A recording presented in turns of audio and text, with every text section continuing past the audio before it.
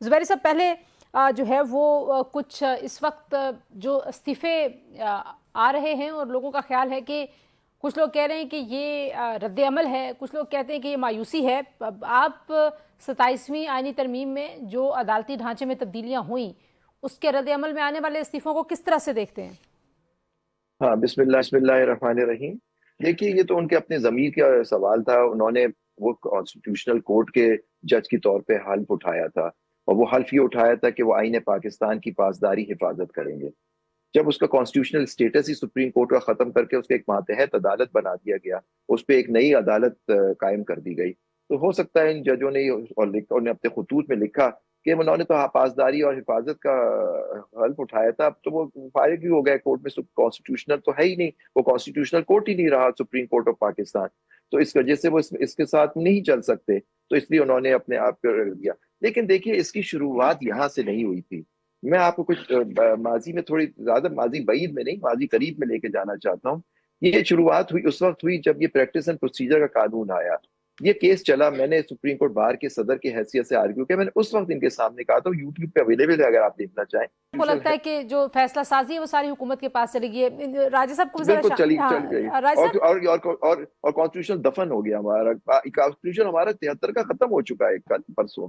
زبیر صاحب، ظاہر ہے گورن تو کانسٹیٹیوشن کے تحت ہی سارے ادارے ہوتے ہیں، اور وہ اچھا، کانسٹیٹیوشن جو ہے اس کو آپ ایک لائیو ڈاکیومنٹ کہتے ہیں۔ ساری دنیا میں آپ کو پتہ ہے وہ ایوالو جی ہوتا ہے، اس میں امینڈمنٹس ہوتی ہیں، وہ کوئی ڈیڈ ڈاکیومنٹ تو ہوتا نہیں ہے۔ تو کسی نے جی پہلے جو پریکٹس اینڈ پروسیجر سے پہلے تک کی عدالت تھی، وہ بھی کسی ایسے ہی پارلیمان نے اس کے رولز اور اس کا جو بزنس ہے کیسے چلے گا وہ طے کیا ہوگا، تو اس کو نہیں، تبدیل؟ دیکھیے پہلی بات جی ہے، 1956 میں رولز بنے تھے، سپریم کورٹ نے خود بنائے تھے، یہ آئین کے اندر لکھا ہوا ہے کہ اپنے رولز بنائیں گے۔ ٹھیک پھر ہے، لاسٹ جو رولز ابھی بدلے گئے وہ 1980 کے رولز تھے۔ ٹھیک ہے۔ 191 تھا آرٹیکل، جس کے اندر لکھا تھا رولز بنائے تھے، پارلیمان نے اس پہ قانون سازی کی، تو آرگیومنٹ یہ ہوا تھا کہ کیا یہ قانون سازی ہو سکتی ہے، یا سپریم کورٹ کے پاس خود ثوابدید ہے اپنے رولز بنائیں۔ تو پریکٹس پوچھے، اکثریت ججوں نے یہ فیصلہ کیا کہ چیف جسٹس فائز عیسیٰ اور مختلف اور ججوں نے کہ جی نہیں، پارلیمان کے پاس اختیار ہے بنانے کا۔ لیکن ابھی جو بات کی قمر صاحب نے، میں ان کی ذرا جی وضاحت کرتا جو ایک 1973 کا۔ مجھے ایک چھوٹی سی وضاحت پہلے مجھے دے دیں کہ جو جی سپریم کورٹ نے خود رولز بنائے، سپریم کورٹ کو یہ رولز بنانے کا بھی تو ظاہر ہے آئین میں ہی جی آئین میں حال ہے، اسکیم میں لیکن ہوگا نا، وہ اسکیم بھی تو جی کسی نے بنائی، وہ لیجسلیچر سے ہی آئی ہوگی نا۔ سن لیں میری بات، جی جی دیکھیے آپ کو بڑی اچھی آپ نے بات کی، دونوں کی میں وضاحت کر دوں یہ بات۔ جی جو 1973 کا آئین بنا وہ کانسٹیٹیوٹ اسمبلی تھی، جیسے دیکھیں آئین جو بناتی ہے، آئین جب سازی ہو رہی ہوتی ہے تو پارلیمان ایکٹ کر رہی ہوتی ہے کانسٹیٹیوٹ اسمبلی، یس یعنی کہ وہ کانسٹیٹیوشن بنا رہی ہوتی ہے۔ جب ایک دفعہ کانسٹیٹیوشن بن جاتا ہے تو پارلیمان پھر وہ کانسٹیٹیوشنل سٹیٹس نہیں ہوتی کہ کوئی فیصلہ 75 سال کا سپریم کورٹ پہ اس فیڈرل کورٹ پہ بائنڈنگ نہیں ہوگا۔ یہ تو آپ نے سپریم کورٹ کو فنا کر دیا، آپ نے جوڈیشری کو بالکل ختم کر دیا، ایک اپنی مرضی کا کورٹ جس میں آپ کی مرضی کے ججز بیٹھیں گے وہ بنا دیا۔ یہ کیا، یہ ہمارے 73 کا آئین یہ کہتا ہے؟ اور یہ اب یہ کہنا کہ جی آئین اس طرح جی سے بن گیا، ہمارے پاس پورا اختیار ہے، ہم جو کرنا چاہیں۔ کل تو یہ راجہ صاحب جواب دے کہہ کہ دیں، جی میں نے ایک اور ایشو پہ بھی آنا ہے، زبیری صاحب ذرا راجہ صاحب کو جواب دیں دیں۔ یہ آئی نو کہ میں اس کو تھوڑا سا اور دیکھیے، مطلب یہ کسی خاتون کا یا کوئی خاتون اپنے شوہر پہ کیسے اثر انداز ہوتی ہے اس کی بات نہیں ہو رہی۔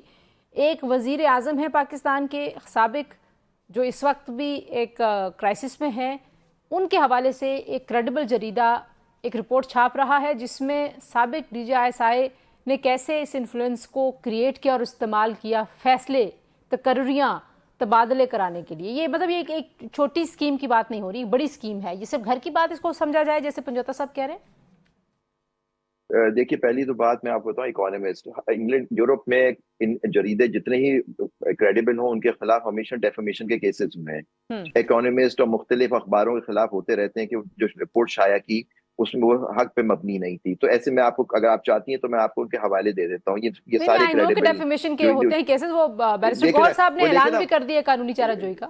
بالکل ٹھیک ہے، وہ کرے، لیکن پوائنٹ از دیٹ کہ آپ ان دونوں کا نام پڑھے، ایک پاکستانی خاتون ہے جنہوں نے وہ رپورٹ لکھی اور ایک کوئی انگریز ہے اس کے اندر، وہ جو رپورٹ آپ بتا رہی اکانومسٹ میں چھپی۔